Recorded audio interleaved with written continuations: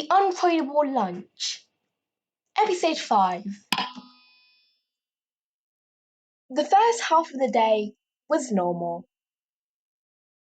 Miss Weaver continued a lesson on government and only stopped once for a story.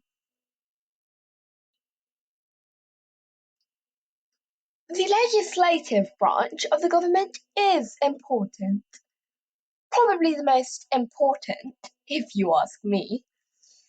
As it turns out, a former student of mine is a state senator, and since I was his favourite teacher, I can ask him for favours.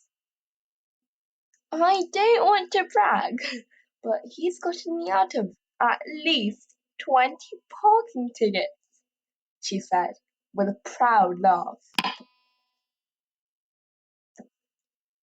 I always wondered how many parking tickets you could get before they stopped letting you park. I don't know how to drive yet, but of all the things you had to do, parking seemed the easiest.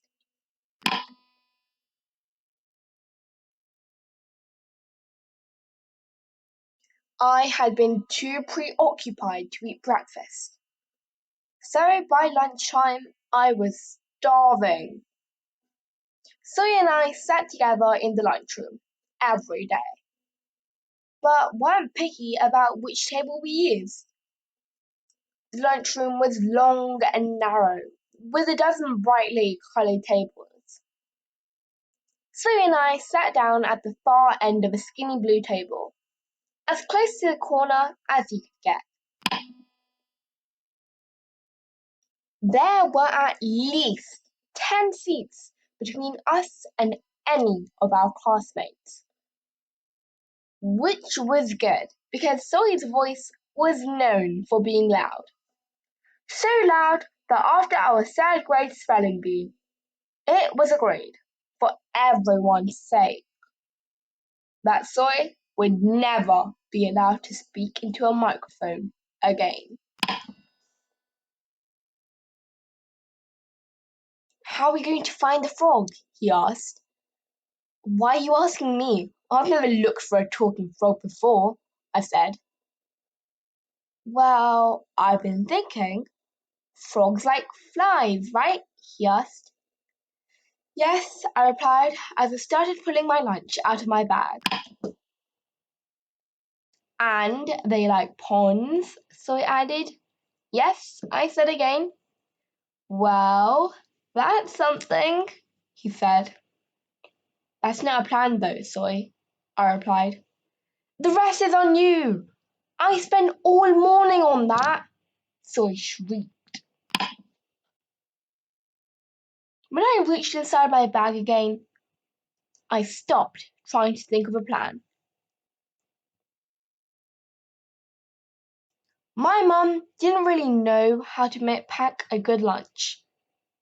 Occasionally, she made one so bad that it was completely uneatable and untradeable. Still, she had never given me anything slimy, never anything wet, and never ever anything that moved. There was no doubt in mind that my hand was on a frog. It had to be her. It was the only thing that made sense. Then I reminded myself that none of this truly made sense. I tried not to panic, but knew that I had to warn Soy from across the table. I had to find a way to be discreet. The frog sat still, breathing in and out from inside my hand. She's in my bag, I said through clenched teeth. What did you say? Soy asked. I said, she's in a pig, I repeated. Huh? Who's in your pig? He said. No, she's in a pig, I said slowly. Wait, When did you even get a pig? Soy asked, with his arms crossed. You'd better let me ride it. Soy was convinced that you could ride any animal larger than a cat. Also sometimes cats. My mom had made it clear that Soy was the reason we could never own any pets. Soy, I said, unclenching my teeth, put your hand in my bag. As he did, his facial expression changed. Oh, he exclaimed, it's in your bag. The frog must have understood what was going on because she was still waiting patiently. Let's bring it out and ask it some questions, Soy said. The bag moved a little bit. Let's bring her out, he said too loudly. Shh, we don't want anyone to hear, I whispered, trying to think of what to do next. Soy was eating make-your-own soft tacos that he'd brought from the cafeteria. They were one of his favorite lunches. He still had the ingredients for 2 more tacos, with the tortillas waiting on the side. I had an idea, but he wasn't going to be happy about it. Give me your tortillas, I said. What? Why? He said, almost hurt. Soy, I'm sorry, I said, but I need your lunch. But it's soft taco day, Soy replied sadly, handing them over. I used the tortillas and our milk cartons to build a small fort for the frog. The opening faced me, so that only I could see inside. I laid my lunch bag down nearby, so the frog could see what I had built. Listen, I whispered at the bag. When I say so, jump out into the fort, okay? There was no reply. But I was pretty sure that she had heard. Soy and I both looked around, trying to seem relaxed. The kids who were sitting closest to us had gotten up to talk to the girl sitting 2 tables over. Soy looked left, then right, and gave a nod. Now, I whispered. In a quick green blur, the frog jumped from the bag to inside the fort. She turned around, and I saw her glasses. It was her. She spoke loud enough for Soy and me to hear, but nobody else. Are you all right? She said. What did the man in the boat I ask you? What did he do to you?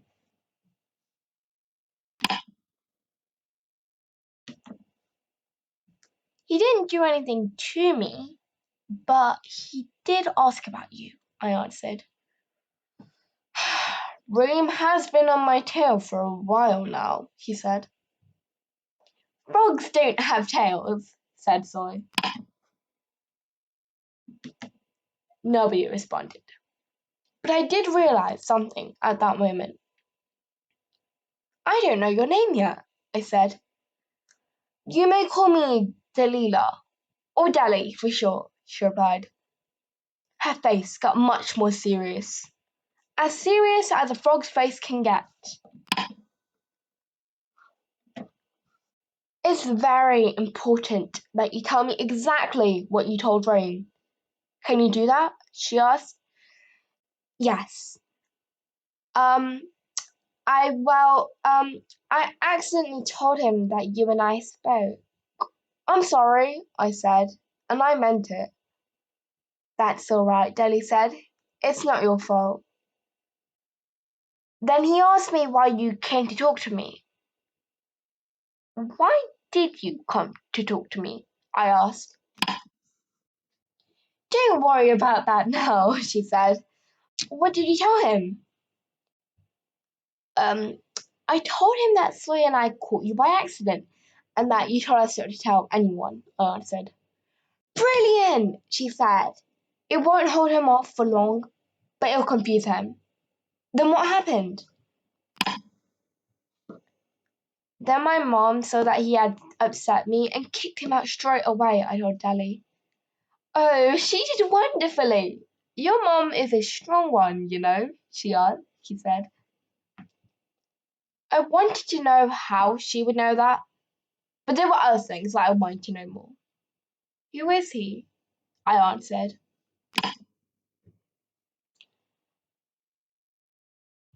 That, she said with a deep breath, is a complicated answer. He's an alien, isn't he?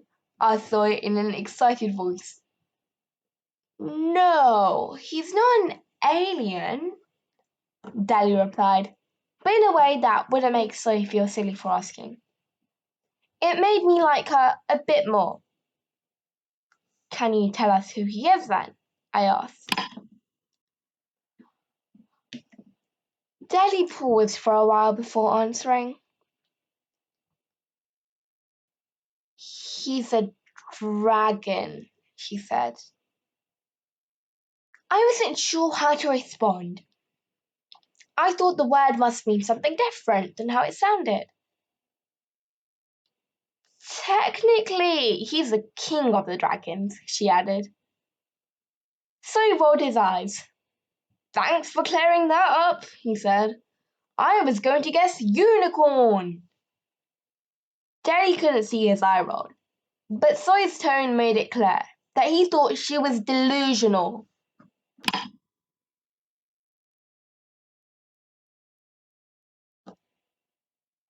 You mean like a dragon?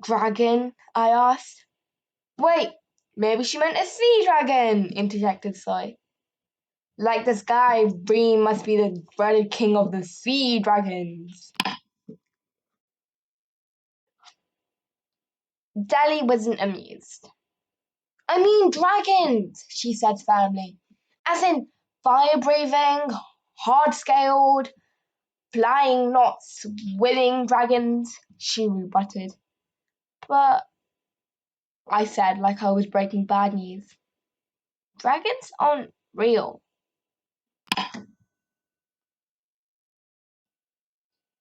Deli brought one of her frog legs up to her head and smacked it. Listen to me. There are things in this world that we don't know until we do, she said.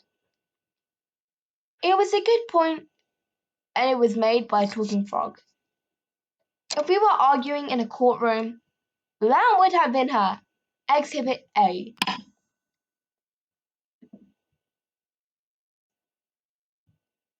Okay, fair enough. But if dragons are real, then why hasn't anybody ever talked about them before? I asked. They have.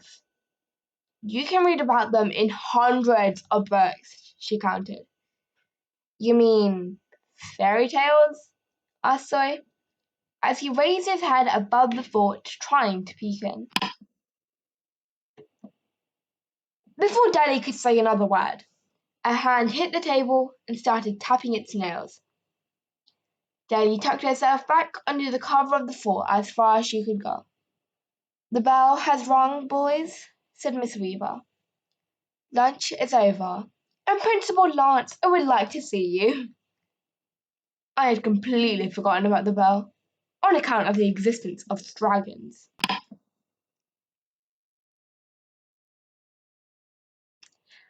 Miss Weaver was not in a good mood. She always got that way when it was her turn to chaperone the lunchroom. I assumed it was because it cut into her shoulder pad naps. We're not done with our lunches, Miss Weaver, I said politely. This looks more like a playtime than lunch. I can't have you building houses out of food, she said, struggling to find a reason. Because then everyone would want to do it. Soy was nodding in agreement. It's true. I'm kind of jealous of it myself, he admitted. Miss Weaver started walking away to grab one of the garbage cans at the other end of the table. Jelly! I whisper shouted. He's bringing a garbage can. You've got to hide. Without a word, Deli leapt forward. A split second later, Miss Weaver turned around and dragged the trash can over to us. She used one arm to push all of our food into the can. That put Soy in a worse mood than Miss Weaver. His taco lunch was gone forever, never to be eaten. Get moving. Don't keep Principal Lance waiting, said Miss Weaver. At that moment, I didn't care about the principal or Miss Weaver. I cared about dragons and the frog named Ali inside my shirt. To be continued. Thank you for reading this story with me. Make sure you subscribe so that you don't miss out the next part. Also, let me know down in the comment section below your thoughts on the principal and what he might have to say to these boys.